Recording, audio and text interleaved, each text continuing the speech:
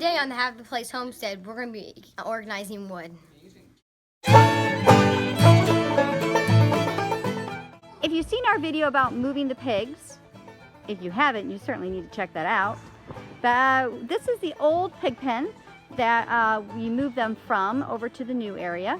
And it's really disgusting and stinky here, but we have been disassembling the pallet fencing that we had here. Now, of course, we always love the idea of reuse and recycle. So my husband had the boys over in this section here, removing all the nails as much as they can from all the old wood that came off of the pig pen. What we weren't going to use, we went ahead and burned. I'm basically a hoarder. I don't like to get rid of anything, and so because of all the things that we've been disassembling, I have lots of extra wood, and it's been just basically lying over here on the ground in the garage to keep it dry.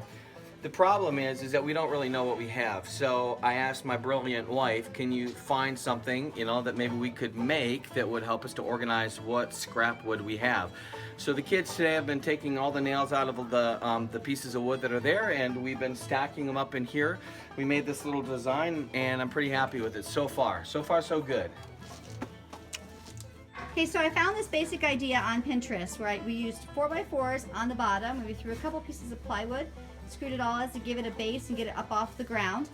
And then the Pinterest example used dowels going out. It was really nice and pretty and neat. Of course, nothing we do is going to be that pretty and neat. So I used these cut 2x6s right here that we had lying around from another project, and we screwed them into the studs of the wall of the garage.